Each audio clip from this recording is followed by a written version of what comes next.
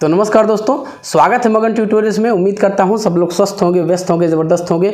दोस्तों, आप लोग लंबे समय से कमेंट कर रहे थे कि सर 1 अगस्त की सुनवाई में क्या हुआ NIST DLED मामले का, तो उस संबंध में हम लोग बातचीत करेंगे। दोस्तों, हम ये कह सकते हैं कि अभी तक इस केस में जो होना चाहिए था वो नहीं हो पाया। हालांकि सरकार ने समय मांगा, उत्तराखंड सरकार ने समय मांगा है कोर्ट से कि हमें कुछ और समय दिया जाए इस संबंध में। लेकिन आप लोगों को मैंने कुछ समय पहले बताया था कि उत्तराखंड सरकार ने एक फैसला लिया था और वो फैसला था अर्जेंसी अपील दायर करने की।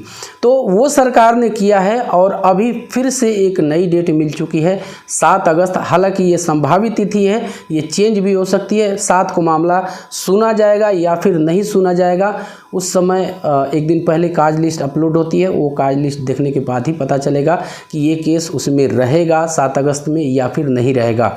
लेकिन ये केस किस दिशा में जा रहा है, इस पे बात करनी ज़रूरी है। आप लोगों के मन में भी ये प्रश्न ज़रूर आएगा कि ये केस कितना लंबा खींचेगा, क्योंकि कुछ अभ्यर्थी ज़रूर ऐसे हैं, कुछ बच्चे मुझसे पर्सनली भी मिले हैं और उन्होंने कहा कि सर हम तो ओवर एज होने की कगार पे हैं, यदि साल भर 2 साल और निकल जाते हैं तो फिर हम ओवर एज हो जाएंगे, इसका फिर डिसीजन का क्या मतलब निकलेगा। देखिए, ये हमारे देश के न्यायालयों की विडंबना ही कह सकते हैं कि लाखों करोड़ों जो केस हैं वो पेंडिंग पड़े हुए हैं। लंबे समय से हम ऐसी उम्मीद करके चल रहे थे। हालांकि नंदन बोहरा जी ने काफ़ी प्रयास किया, जल्दी डेट्स लगवाई, जल्दी डेट्स ली।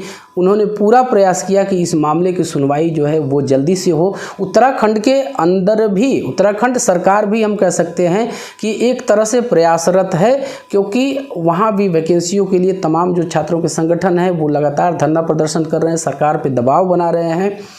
अब सरकार चाहते हुए भी वैकेंसियां नहीं ला सकती। जब तक ये मामला लटका हुआ है तब तक सरकार चाह के भी वैकेंसियां नहीं ला पा रही है। दूसरी चीज़ ये है, मैंने आपको बताया था कि अर्जेंसी अपील सरकार ने लगाया हुआ है। इसी के रिगार्डिंग उन्होंने लगाया है कि शायद जो मामले की गंभीरता है, जो एक मामले की कह सकते हैं कि उपयोगिता है, उसको कोर्ट समझे और इस मामले की जल्दी से जल्दी सुनवाई करके इसका डिसीजन डिलीवर कर दे, ताकि आने वाले समय में वैकेंसी कराने का नोटिफिकेशन का जो रास्ता है वो साफ हो जाए। दूसरी चीज़ ये है दोस्तों कि ये जो केस है कितना लंबा खींचेगा। देखिए, अभी जिस हिसाब से इसकी सुनवाई चल रही है, एक IA भी वापस ली गई थी, मैंने आपको अपडेट किया था।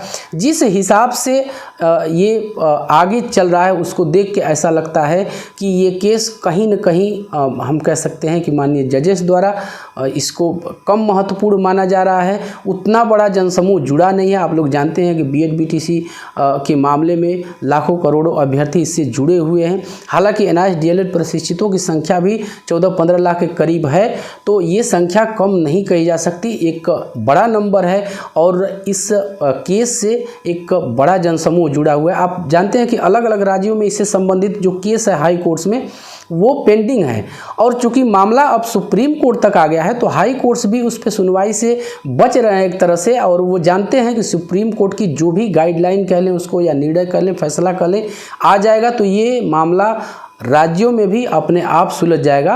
आप लोग ज़रूर सोचेंगे कि फैसला किसके पक्ष में आएगा। मैंने बार बार कहा है कि जिस हिसाब की परिस्थितियां बनी हैं, आप लोग जानते हैं उत्तराखंड हाई कोर्ट ने भी NIST DLED के पक्ष में ही फैसला दिया था, पटना हाई कोर्ट ऐसा कर चुकी है।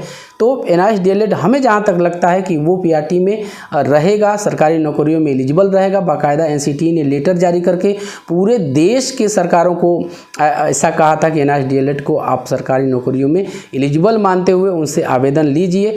लेकिन कुछ राज्य ऐसे हैं जो अपने यहाँ जो बेसिक शिक्षा नियमावली है उसका हवाला दे करके कहीं न कहीं इससे बच रहे हैं। और बेसिक शिक्षा नियमावली देखिए बदली जा सकती है, लेकिन एक हम कह सकते हैं कि सरकारें काम नहीं करना चाहती हैं।